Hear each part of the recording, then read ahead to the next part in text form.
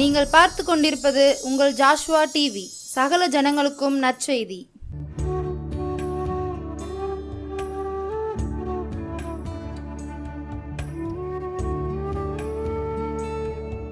ஆண்டவரும் இரட்சகருமாய் இயேசுவின் நாமத்தினாலே ஜாஷ்வா டிவி நேயர் அனைவருக்கும் நற்செய்தி நேரம் சார்பாக அன்பின் சமாதான வாழ்த்துக்களை தெரிவித்துக் கொள்கிறேன்.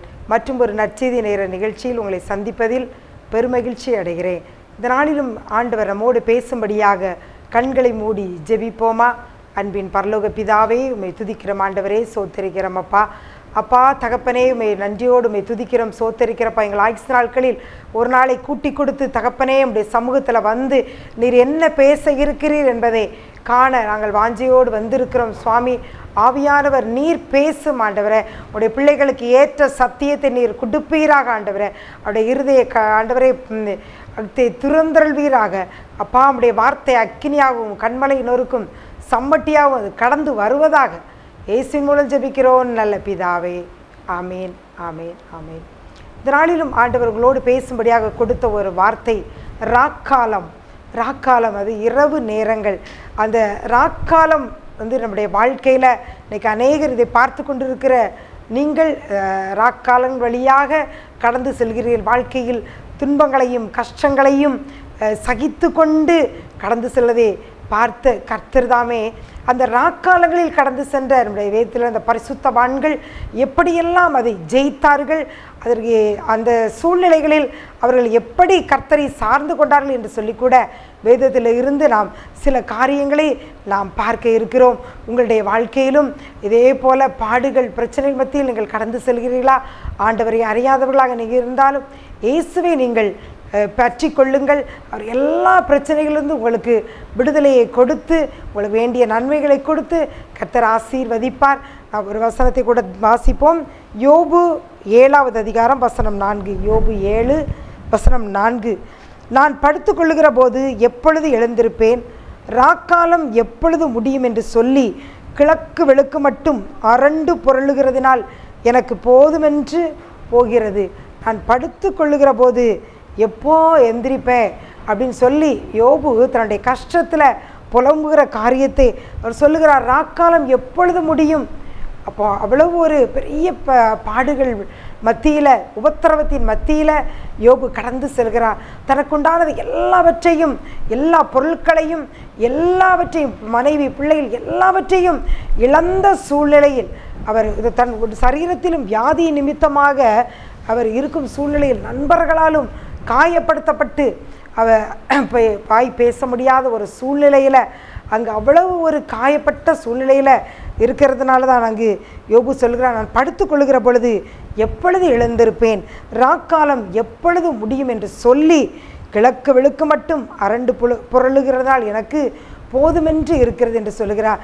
எப்பொழுது விடியும், எப்பொழுது இந்த இரவு முடியும், எனக்கு மிகுந்த ஏனால் இரவு நேரங்களில் தூக்கம் இல்லாததினால் அவருடைய பாடுகள் பிரச்சனைகள் உபத்திரவத்தின் நிமித்தம் வேதனைகள் நிமித்தமாக அங்கு இரவு நேர தூக்கம் இல்லாமல் எப்பொழுது விடியும் என்று சொல்லி அரண்டு புரளுகிற ஒரு சூழ்நிலையை இங்கு யோபு குறிப்பிடுகிறார்.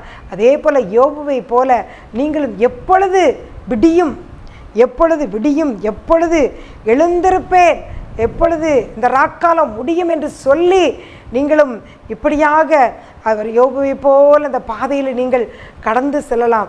ஒரு இரவும் என்னுடைய கடன் பிரச்சனையினால் எனக்கு தூக்கமே வரவில்லை, என்னுடைய வாழ்க்கையில் நிம்மதியே இல்லை, என்னுடைய பிள்ளைகள் அவருடைய தவறான பாதையில் செல்கிறதுனால ரட்சிப்பு இல்லாமல் அவருடைய தவறான பாதை நிமித்தமாக என்னுடைய வாழ்க்கையில் இரவெல்லாம் தூக்கமில்லை, இரவெல்லாம் அதை நினைத்தே நான் புலம்பிக் கொண்டிருக்கேன், எப்பொழுது என் ராக்காலம் முடியும் என்று சொல்லிக்கூட நீங்கள் அந்த பாதையின் வழியாக நீங்கள் கடந்து செல்லலாம். உங்கள் கணவர் ரட்சிக்கப்படாதது நிமித்தம், இல்லை உங்கள் மனைவியின் தவறான போக்கி நிமித்தம், உங்கள் குடும்பத்தில் ஏதோ ஒரு சூழ்நிலை உபத்திரவத்தின் வழியாக கடந்து செல்லும்போது நீங்களும் யோபுவை போல இதே வார்த்தையை சொல்லுகிறவர்களாக காணப்படலாம். எப்பொழுது என் ராக்காலம் முடியும் என்று சொல்லி அரண்டு புரண்டு படுக்கிறேனே என்று சொல்லுகிறவர்களால் நீங்கள் காணப்படலாம். யோபு இந்த சூழ்நிலையை எப்படி மேற்கொண்டார் என்று சொல்லிக்கூட நாம் வேதத்திலிருந்து காரியத்தை நாம் கற்றுக்கொள்வோம். அதாவது அந்த அப்படிப்பட்ட சூழ்நிலையிலும் நம்ம யோபு 1ஆம் அதிகாரம் அதெல்லாம் நாம் பார்த்தோமானால் யோபு 2 வசனம் 10 அதனுடைய தேவன் கையிலே நன்மையை பெற்ற நாம் தீமையும் பெற வேண்டாமா என்றார். இதையெல்லாம் யாராலும் லேசாக சொல்ல முடியாது. தேவன் கரத்திலிருந்து நன்மையை பெற்ற நாம் தீமையை பெற வேண்டாமா என்று சொல்லி யோபு தேவனை என்ன செய்கிறார்? அதில் பின்னால் பார்த்தோம்னால் எல்லாவற்றிலும் தன் உதடுகளினால் பாவம் செய்யவில்லை என்று சொல்லப்பட்டுள்ளது. அதாவது 1வது அதிகாரம் 22வது வசனம், இவை எல்லாவற்றிலும் யோபு பாவம் செய்யவில்லை, தேவனை பற்றி குறை சொல்லவும் இல்லை அவர், அப்படி என்று சொல்லி போடப்பட்டுள்ளது. நமக்கெல்லாம் இப்படி ஒரு பிரச்சனை உபத்திரவங்கள் வந்தால் உடனே தேவனுக்கு விரோதமாக முறுமுறுத்து, ஏன் ஆண்டவரே என் வாழ்க்கையில் இப்படி நடக்கிறது, ஏன் என்று சொல்லி கேள்வி மேல் கேள்வி கேட்டு அப்படியே நம் ஜபத்தை குறைத்து ஆண்டவருக்கு நமக்கும் உள்ளதாக உறவை நாம் குறைத்து கொள்வோம். ஆனால் இங்கு யோபு நம்ம எப்படி அந்த ராக்காலத்தை கடந்து சென்றார் என்று பார்த்தால், முதலாவது அவர் தன் வாயினால் என்ன செய்யவில்லை? குறை சொல்லவில்லை. யோபு பாவம் செய்யவில்லை, குறை சொல்லவில்லை, உதடுகளினால் பாவம் செய்யவில்லை. தேவனுடைய கரத்திலிருந்து நன்மையை பெற்றனா தீமையை பெற வேண்டாமா என்று சொல்லி ஆண்டவர் கொடுத்த அவ்வளோ பெரிய உபத்திரவம், அந்த பாடுகள் யாரையும் நாம் அந்த வழியாக கடந்து சென்றிருக்கவே மாட்டோம்.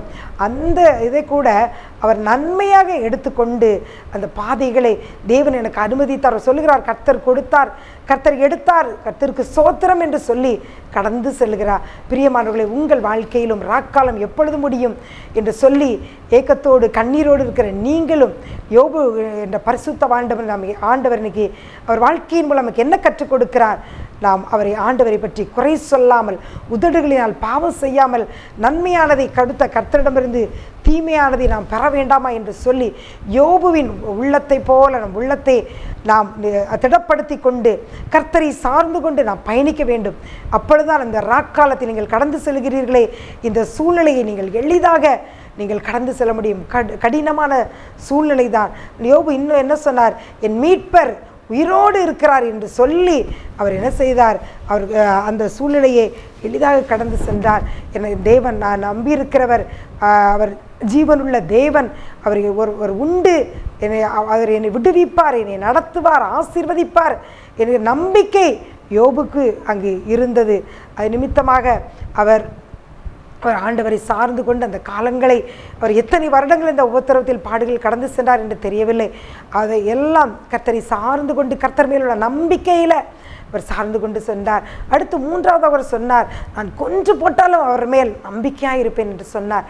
இதே போல் நீங்களும் ஆண்டவரை எந்த சூழ்நிலையை அனுமதித்தாலும் சரி, நீங்கள் கொடுத்தாலும் சரி, இப்படி சாத்ராக் மேஷாக் ஆபேத்நேகோ போல அவர் எங்களை விடுவித்தாலும் சரி, விடுவிக்காவிட்டாலும் சரி, நாங்கள் ஜீவனுள்ள தேவனையே ஆராதிப்போம் என்று சொல்லி அவர்கள் இருந்தது போல நீங்களும் ஆண்டவரே, நீர் கொஞ்சம் போட்டாலும் சரி, எது செய்தாலும் சரி, நீர் மாத்திரம் போதும், நாங்கள் உண்மையை ஆராதிப்போம் ஆண்டவரே, உமக்கு சேவை செய்வோம் என்று சொல்லி ஒரு சாட்சியுள்ள வாழ்க்கை வாழ்ந்து ஆண்டவருக்கு நன்றி சொல்லி அவரை சார்ந்து கொண்டு அவருக்கடுத்த காரியங்களை நீங்கள் வளரும் பொழுது இந்த ராக்காலத்தை நீங்கள் எளிதாக நீங்கள் கடந்து செல்லலாம். தாவீது சொன்னது போல, உம்மாலே நான் ஒரு சேனைக்குள் பாய்வேன், ஒரு மதிலை தாண்டுவேன் என்று சொல்லி அங்கு சொல்லப்பட்டது போல நீங்கள் எளிதாக அந்த உங்களுடைய ராக்காலத்தை கடந்து செல்ல முடியும். யோபு என்ற பக்தனுடைய வாழ்க்கையில் இந்த 3 காரியங்களை நாம் கற்றுக்கொண்ட. உதடுகளில் பாவம் செய்யவில்லை, மீட்பர் உயிரோடு இருக்கிறார் என்று சொன்னால் கொன்று போட்டாலும் என் தேவன் மேல் நம்பிக்கையாக இருப்பேன் என்று சொல்லி அவர் தன்னுடைய உள்ளத்தை உடைத்த நண்பர்களை அவர் உதாசீனப்படுத்தி அவர்களை அவர் வெறுத்து பேசவில்லை. அவர்களுக்கு அவர் நிதானமாய் பதில் சொல்லும் நிமித்தம் தேவன் யோபுவின் முகத்தை பார்த்து அவருடைய சிறையிருப்பை மாற்றி இரட்டிப்பான நன்மையை கொடுத்தார். ராக்காலத்தை அவர் தாண்டி செல்வதற்கு பலனை தேவன் கொடுத்தார். அதே போல் உங்கள் வாழ்க்கையிலும் இந்த ராக்காலத்தை தாண்டி செல்வதற்கு இயேசு உங்களுக்கு பலன் தருவார். யோபுவை போல நீங்கள் அந்த 3 காரியங்களை செய்யும்படியாக ஆவியானவர் இன்று உங்களுக்கு ஆலோசனையை கொடுத்திருக்கிறார். அதை உங்கள் வாழ்க்கையில் நீங்கள் பயன்படுத்த வேண்டுமாய் கேட்கிறேன்.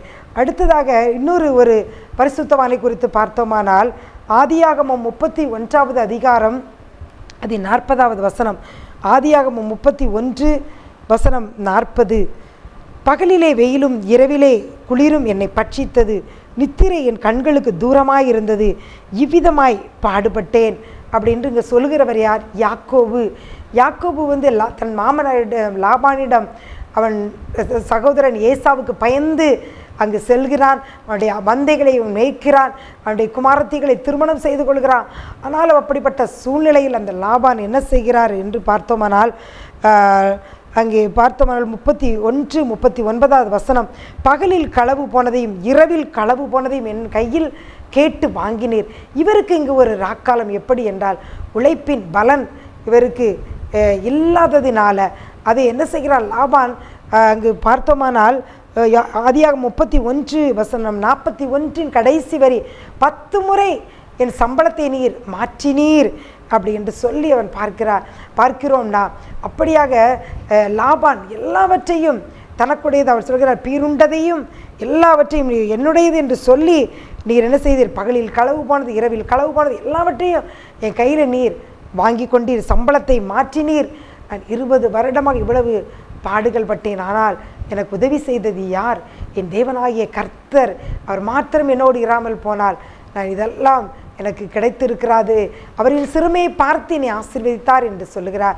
ஒருவேளை நீங்களும் உழைக்கிற பணமெல்லாம் மருத்துவமனைக்கும் இல்லை கடனுக்கும் இல்லை வீணான செலவுகளுக்கும் உங்கள் பணமெல்லாம் போய் கொண்டு இருக்கிறதா? அது நிமித்தம் ஒரு ராக்காலம் இரவிலே கண்களுக்கு நித்திரை வராத, அது நித்திரை தூரமாக இருக்கிற சூழ்நிலையில் நீங்கள் கடந்து செல்கிறீர்களா? உழைப்பின் பலனை அனுபவிக்க முடியாதபடி உங்கள் உழைப்பின் பலனெல்லாம் சத்துருக்களுக்கு அது ஆகாரமாக கொடுக்கப்படுகிறதா? இல்லை என்றால் பொத்தலான பையிலே போடப்படுகிற சூழ்நிலையில் உங்களுடைய சம்பாத்தியமெல்லாம் கடந்து சென்று கொண்டு இருக்கிறதா?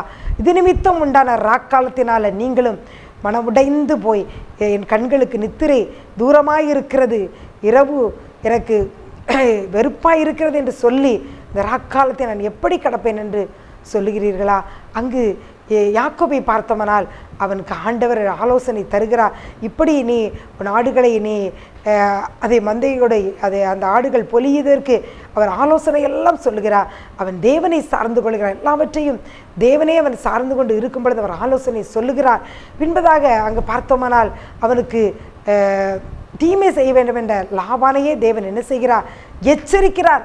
நீ அவன் நன்மையன்றி தீமை ஒன்று பேசாதே என்று சொல்லுகிறார். அடுத்து யாக்கோபை சொல்லுகிறார், நீ இந்த இடத்தை விட்டு கடந்து செல் என்று சொல்லுகிறார். எல்லாவற்றையும் எடுத்துக்கொண்டு கடந்து சென்று பின் நாட்களில் அவன் பெரிய ஜாதியாகிறான். பிள்ளைகள் 12 கோத்திரங்கள். அவருடைய யோசேப்பு மிகவும் உயர்ந்த ஒரு பதவி. இப்படியாக ஆசீர்வதிக்கப்பட்ட சூழ்நிலையில் அங்கு யாக்கோபு கடந்து செல்கிறான். ஆனால் அதற்கு முன்பதான சூழ்நிலைகள் பார்த்தோமானால், முதலாவது அவன் தகப்பன் வீட்டை விட்டு ஓடி வரும் பொழுதும், அவன் அந்த வனாந்தரத்தில் அவன் கல்லிலே தலை வைத்து படுத்திருக்கும் பொழுதும் அங்கு அவன் நித்திரை வராதபடி ஒரு ராக்காலமாக இருக்கிறது. அப்பொழுது தேவன் அங்கு வாக்கருளுகிறார், நான் உனக்கு சொன்னதை செய்யும் அளவு உன்னை கைவிடுவதில்லை, நீ போ, உன்னை திரளான ஜாதியாக்குவேன், உன்னை பெருக பண்ணுவேன் அப்படின்னு சொல்லி வாக்கு கொடுக்கிறார். பிரியமானவர்களே, அந்த வாக்கை மாத்திரம் யாக்கோபு நம்பி அவரை சார்ந்து கொண்டதுனால அந்த ராக்காலத்தை உழைப்பின் பலனை லாபான் உறிஞ்சி எவ்வளவோ சம்பளத்தை மாற்றி ஒடுங்கினாலும் அது எல்லாவற்றையும் 2 பரிவார நன்மைகளை தேவன் கொடுத்து அவரை ஆசீர்வதித்தார்.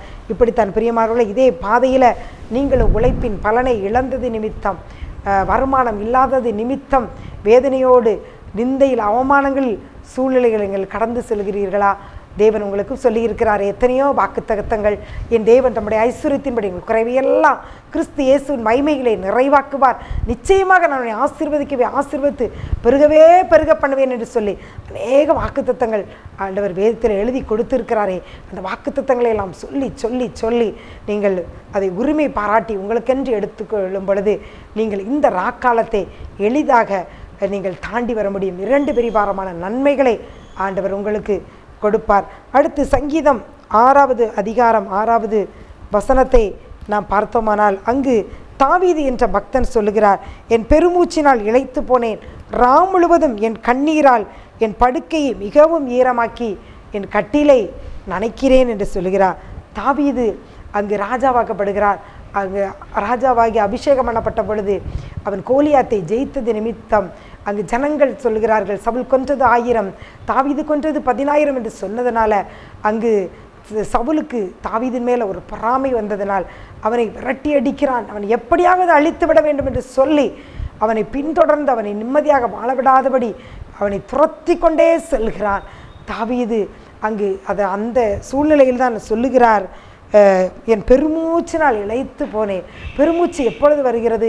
வாழ்க்கையில் எந்த வேதனை, கஷ்டங்கள், பாடுகள் வரும்பொழுது பெருமூச்சு விடுகிறோம்னா, அப்படிப்பட்ட சூழ்நிலையில் அவர் சொல்லுகிறார், முழுவதும் அவருக்கு ஒரு ராக்காலம், என் கண்ணீரை நான் படுக்கையை மிகவும் ஈரமாக்கி என் கட்டிலை நனைக்கிறேன் என்று சொல்லுகிறார் அங்கு.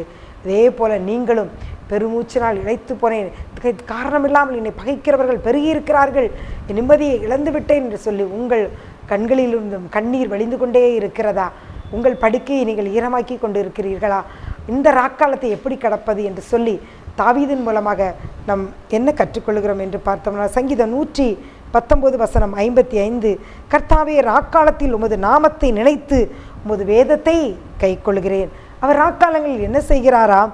அவருடைய நாமத்தை நினைத்து, இயேசுவை நினைத்து, தேவனை நினைத்து வேதத்தை கை கொள்கிறேன் என்று சொல்லி சொல்லுகிறார். அடுத்து சங்கீதம் 42:8, சங்கீதம் 42:8 சொல்லுகிறது, ஆகிலும் கர்த்தர் பகற்காலத்தில் தமது கிருபையை கட்டளையிடுகிறார், ராக்காலத்திலே அவரை பாடும் பாட்டு என் வாயில் இருக்கிறது என்று சொல்லுகிறார். ராக்காலத்திலே அவரை பாடுகிற பாட்டு என் வாயில் இருக்கிறது என்று சொல்கிறார்.